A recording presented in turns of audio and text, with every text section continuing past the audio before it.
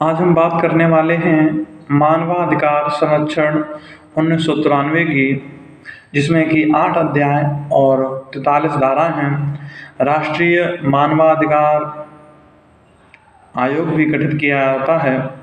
28 सितंबर 1993 मानवाधिकार अधिनियम आया। 8 जनवरी 1994 को राष्ट्रपति की स्वीकृति मिली और 12 अक्टूबर 1993 को ये आयोग बन गया था।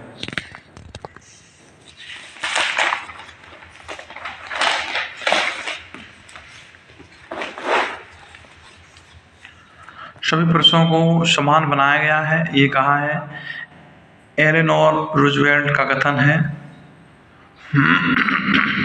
यहाँ पर सभी मनुष्यों को समान बताया गया है, ये हंसा मेहता ने बदला था। 6 झ राष्ट्रीय एससी आयोग 338। 7 पॉइंट था झ क राष्ट्रीय एसटी आयोग 338 का। और 9वां पॉइंट लोक सेवक आईपीसी अनुच्छेद 21। आइए बात करते हैं अध्याय 2 और अध्याय 5 की। अध्याय 2 में राष्ट्रीय मानवाधिकार आयोग मुख्यालय इसका दिल्ली है। अध्याय 5 में राज्य मानवाधिकार आयोग,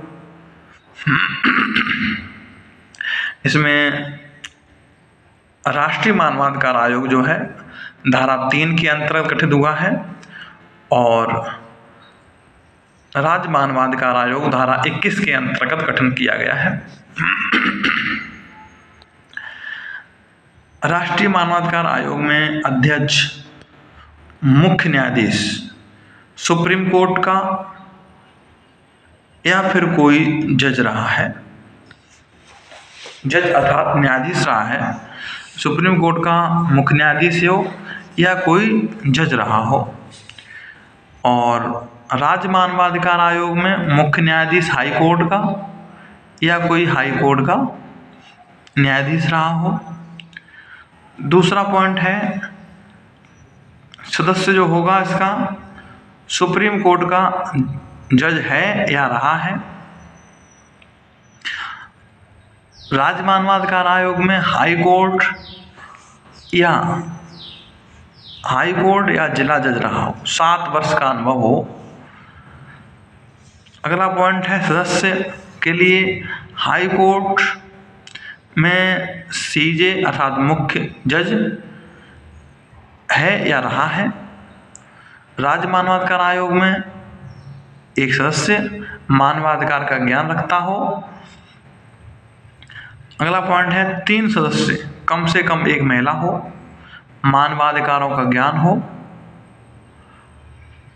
है ना। ओबीसी, एससी, एसटी, महिला, बाल, अल्पसंख्यक, दिव्यांगजनों के लिए मुख्य आयुक्त, कुछ परिस्थिति में पदेन सदस्य माने जाएंगे। महासचिव होगा, मुख्य कार्यपालक अधिकारी। इसी तरीके से एक सचिव राज्य मानवाधिकार आयोग में होगा, राज्य आयोग का मुख्य कार्यपालक अधिकारी होगा योगी। आगे देखिए, उपयुक्त की नियुक्ति के लिए एक समिति होगी। अब देखें, पहले देखते हैं राष्ट्रीय मानवाधिकार आयोग में समिति कौन सी होगी। प्रधानमंत्री अध्यक्ष रहेंगे, लोकसभा अध्यक्ष सदस्य रहेंगे, भारत सरकार के गृह मंत्रालय का बाल संरक्षण मंत्री सदस्य रहेगा, लोकसभा में विपक्ष का नेता सदस्य रहेगा, राज्यसभा में विपक्ष का नेता सदस्य रहेगा, राज्यसभा का उपसभापति सदस्य रहेगा। वहीं अगर राज्य मानवाधिकार आयोग है तो इसमें मुख्यमंत्री अध्यक्ष रहेगा, विधानसभा अध्यक्ष सदस्य रहेगा और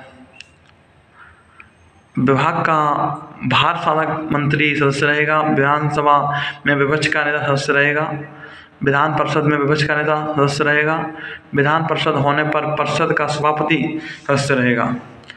और राष्ट्रीय मानवाधिकार आयोग का अध्यक्ष 3 वर्ष 78 वर्ष, नियुक्ति त्यागपत्र राष्ट्रपति को देगा, हटाया कैसे जाएगा, कदाचार या राष्ट्रपति द्वारा। आयोग वार्षिक रिपोर्ट देगा केंद्र सरकार राज्य सरकार को। राज्य मानवाधिकार आयोग में अध्यक्ष रहेगा 3 वर्ष 70 वर्ष, नियुक्ति त्यागपत्र राज्यपाल को देगा, हटाया जाएगा कैसे करके? कदाचार या राष्ट्रपति द्वारा। केवल राज्य सरकार को वार्षिक रिपोर्ट देगा।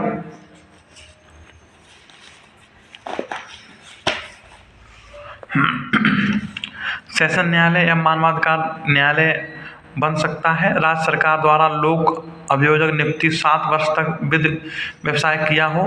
मानव अधिकारों के अतिक्रमण पर केवल 1 वर्ष तक जांच होगी। केंद्र सरकार केंद्र के लिए और राज्य सरकार राज्य के लिए नियम बना सकती है।